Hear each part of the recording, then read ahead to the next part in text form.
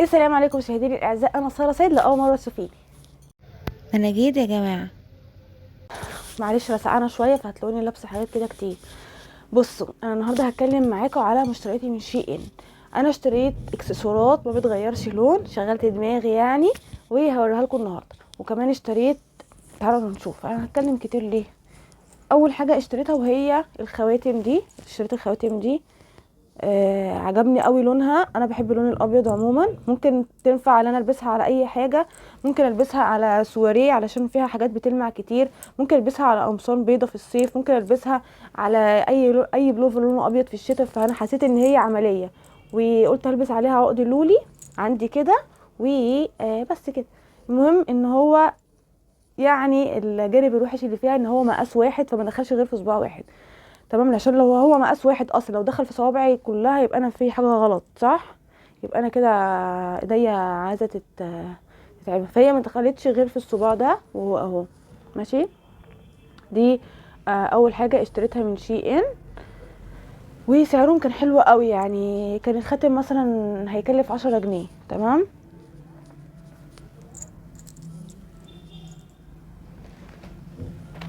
تاني قطعة بقى وهي المحبذة ليا في الفيديو ده كله، وهي الشنطة دي. الشنطة دي فكرتني قوي يعني هو اولا ده تطريز، انا عندي خبط بس يعني استحمله. معرفش اوصل لكم ولا لا. الاول حاجة التطريز ده عجبني قوي علشان هو خيط بجد مش طباعة. طبعا انا شفت الريفيو في التعليقات، عشان انت اول قبل ما تشتري من شي ان اصلا انت لازم تشوفي الريفيوهات. يا عم خلص خبط يا عم اهو. اول حاجه لازم تشوفي التعليقات والريفيوهات علشان تشوفي الشنطه دي هتناسبك ولا لا، كحجم بقى وكخامه. عشان ساعات بنجيب شنط بنلاقيها قد كده وهي بتبقى ظاهره في الصوره قد كده. وشوفي برضو المقاسات. بصوا عندي برد كمان يعني بصوا الفيديو ده استحملوني. المهم ان انا بقول لك اشتري الشنطه دي على ضمانتي، علشان الشنطه بجد شكلها حلو وخامتها حلوه وناشفه. يعني هتبقى واقفه كده، مش هتمو انتوا فاهمين، مش هتبقى طريه كده. وكمان مساحتها حلوه، يعني ممكن تحطي هنا فكه، وممكن تحطي هنا الموبايل، وتحطي مكياج، تحطي حاجات كتير قوي. والحزام بتاعها حلو الى حد ما. طبعا سعرها ما كانش معدي كان ب 160 جنيه حاجه كده، يعني اللي هو سعرها حلو قوي. لو انت اشتريتي شنطه شعبي من الشارع هتبقى اغلى من كده وانا واثقه. عجبني قوي التطريز الهندي اللي فيها. انا عرفت ان ده اسمه تطريز هندي فعجبني. انا ساعات ببقى بلبس اطقم لونها اسود كتير، ببقى عايزه انطقها، فممكن تتنطق بدي. فانا حاسه ان هي لو اتلبست لازم يتلبس على طقم ساده، فانا حاسه لو انا لبستها على طقم ساده هتبقى شكلها حلو قوي. ولسه ما لبستهاش بصراحه. هلبسها الايام الجايه ان شاء الله، عشان انا ما بخرجش كتير. انتوا شايفين اصلا انا حتى لو خرجت انا بكسل البس اي حاجه علشان انا ببقى سقعانه.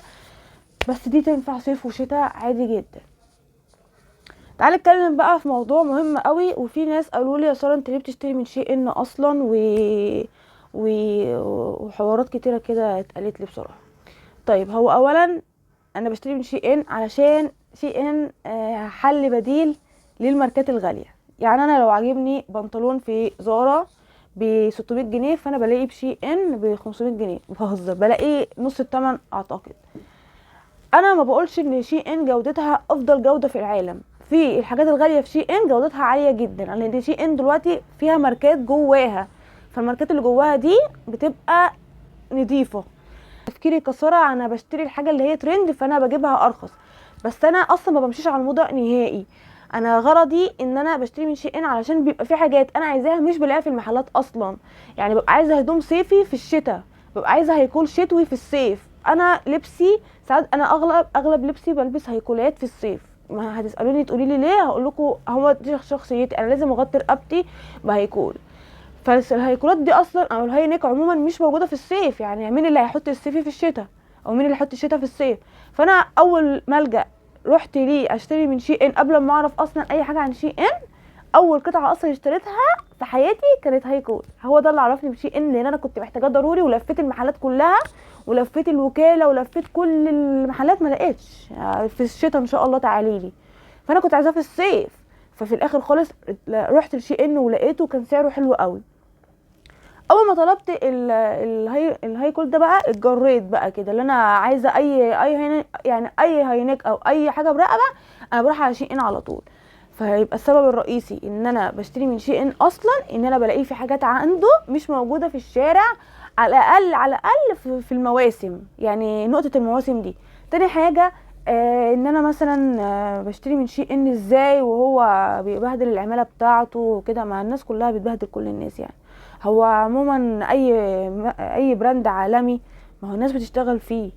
وحتى لو انا اشتريت من لبس من الوكاله، انا يعني انا اصلا بشتري لبس من الوكاله كتير، انا الله اعلم الناس دي صنعته ازاي برضو. فهو احنا بنتكلم في نقطه انا مشوفتهاش بعينيا، وبتكلم في نقطه ان انا يعني انا كل واحد بيشوف مكان راحته وبيروح له. بصراحه انا ما بشتريش منه كتير ولا حاجه، هو الفيديوهات بتبقى متقسمه، يعني انا مش هبقى معايا، انا مش مليونير عشان كل يوم اطلع لكم باوردر من شي ان يعني. طيب انا حسيت كده في الفيديو ان انا بتكلم بزعيق، انا بتكلم بزعيق والله عشان الناس بتخش تهزقني، يعني انا واصله لمرحله ان الناس بتخش تهزقني وحاجات كده انا بستغرب ان هي ازاي في الشعب بتاعنا بيحصل كده، يعني ازاي بني ادمين بيخشوا يهزقوا ناس عادي وما يعرفهمش ولا يعرفوا ظروفهم ولا اي حاجه، بمجرد لبسي يتريقوا، بمجرد مشترياتي يتريقوا، بمجرد الاماكن اللي بشتري منها بيتريقوا، محدش بيعجبه حاجه، عارفه انت، محدش يعجبه العجب، فهم كده. فعشان كده انا زعقت. بس انا افتكرت لحظه ما ان متابعيني اغلبيتهم ناس محترمين كده وبيسمعوني، فانا هوطي صوتي اهو، هوطي صوتي خالص. انا كنت بقول ايه؟ طيب بصوا، ان انا عايزه افهمه لكم ان انت بتشتري الحاجه اللي هتريحك من اي مكان، طالما فلوس هتريحك والشكل هيريحك والخامه هتريحك، فانت تشتريها من اي مكان. انا اغلبيه الوقت كنت بفصل الهدوم على ايدي، وكنت بشتري القماش واوديه للتفصيل، والخياط كذا مره يبوظ لي القماش، رحت انا بقيت اخيطه على ايدي، خدت كورس الخياطه وبقيت اخيط على ايدي. اي نعم في غلطات، بس يعني احسن من التاتش اللي الناس بتحطه، عشان الخياط لما بروح له بيحط تاتش بيبوظ لي كل حاجه، يعني ببقى اصلا قايله له انا عايزه جاكيت اوفر سايز كبير، الاقيه عامله لي مقاسي بالظبط، يقول انا حسيت ان ده شكله افضل. يا عم انا بلبس واسع، انا بلبس، انتوا مش شايفين انا بلبس واسع؟ يعني حاجات من دي كتير قوي، حاجات من دي كتير قوي. وبصراحه شيء ان بينقذني في حاجات. قبل كده كنت نفسي في بادي تول كبير اوفر سايز، جبت قماش والله العظيم وكلفت نفسي خياطه، الراجل خد الخياطه اغلى من القماش، وفي الاخر خالص ابص انا اصلا كنت طالبه تيشيرت اوفر سايز ساده خالص تل، بس البسه فوق اي قميص او اي فستان كده يدي بس حركه كده بسيطه. لقيته اولا عملهولي جاكيت، انا اتكلمت في الفيديو ده قبل كده، هحط لكم لقطه كده منه هعرفكم الكلام ده من زمان. عملهولي جاكيت مفتوح كانه زي روب كده، اللي انا مستحيل انزل بيه، يعني لو نزلت بيه هيقولوا لي انت ايه اللي انت عاملاه ده. ودفعت خياطه اكتر من القماش، وبعد كده لقيته على شيء ان اصلا مش معدي ال 100 جنيه، وانا كنت دافعه خياطه وقماش معدي ال 200 جنيه، واشتريته جاري، اشتريت منهم 2 بقى، يعني واحد في الصيف اللي فات وواحد في الصيف ده.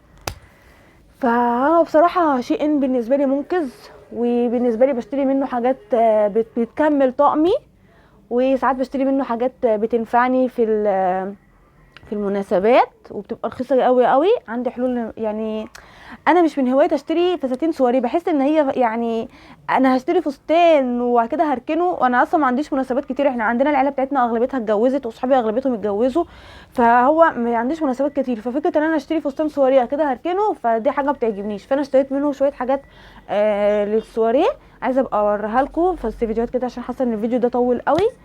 المهم ان انا كنت بس بفهمكم انا ليه بشتري من شي ان، يعني عشان هو منقذي في حل المواسم ده، اللي انا بقول لكم ما بلاقيش الحاجات في الصيفي في الشتاء والشتاء في الصيفي والحوارات دي. بس طولي بقى الفيديوهات الجايه علشان انا طالبه اوردر، بس هيجيلي كمان شويه كده. بس كنت نفسي في جيبه، يعني من زمان قوي، وكنت هخيطها بس انا لقيتها على شي ان وسعرها حلو قوي، فطبعا الفيديوهات الجايه عشان هوريها لكم بجد بجد. يلا طبعا الفيديوهات الجايه هقعد اقول كده كتير بقى، يلا باي باي.